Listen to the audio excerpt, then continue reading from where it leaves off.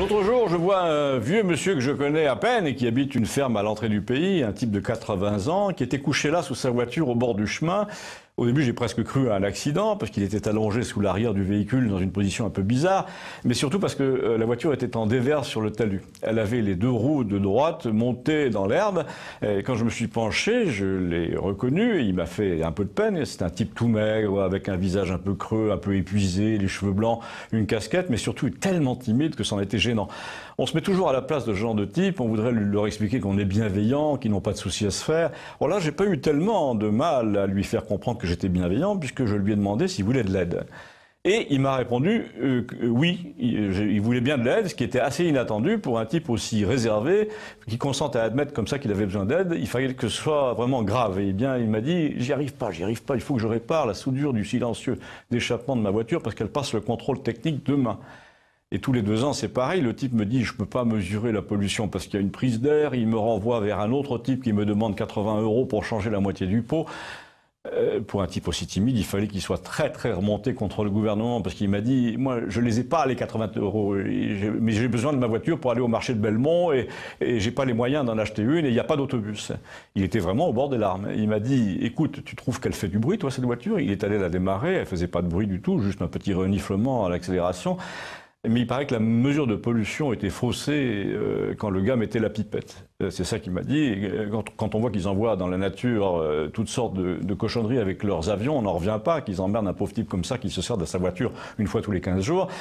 En attendant, il suffirait de mettre une bague de tuyaux d'arrosage au pot pour remplacer la soudure. Il me montre la bague et c'est ce que j'ai fait. J'ai fini par faire la chose à sa place. J'ai plongé moi-même sous la voiture. Et sa petite installation était très dangereuse. J'ai d'abord assuré le coup avec une bûche pour éviter que la voiture ne recule, puis j'ai calé un cric à tout hasard, et enfin j'ai vissé la fameuse bague. Et tout en vissant, je me suis dit, ce pauvre type quand même, si ça se trouve, si j'étais pas venu, il allait se faire écraser par sa 306 de 1998 à 80 ans comme ça pour satisfaire le caprice d'une administration et d'un président de la République qui fonctionne sur le principe du marche ou crève et qui disent qu'il faudra acheter des voitures neuves. Quand je me suis relevé, le type m'attendait avec toute une série d'arguments selon lesquels il paraît que l'an prochain, le contrôle technique serait beaucoup plus sévère. Et dans sa timidité outragée, il a eu l'air de me dire que si sa voiture lui était enlevée dans 2 ans à cause d'un contrôle technique plus sévère, il allait se tirer un coup de fusil dans la poitrine. Là, je me permets une observation personnelle qui est mon objet du jour d'ailleurs. Cette violence de l'administration que l'on retourne contre soi, c'est un truc d'octogénaire. Mais le gouvernement devrait se méfier parce que tout le monde n'a pas 80 ans. À 40 ans, on ne se sent pas coupable de n'être plus conforme aux nouvelles règles. On veut les faire ravaler à ceux qui les ont écrites et votées. Donc pour quiconque vit près du peuple, quiconque plonge sur la voiture pour changer une bague d'échappement, quiconque cherche les adresses des centres de contrôle moins regardants que les autres, quiconque voit que les gens n'ont plus le choix désormais qu'entre enfreindre la loi ou mourir, le moment est proche.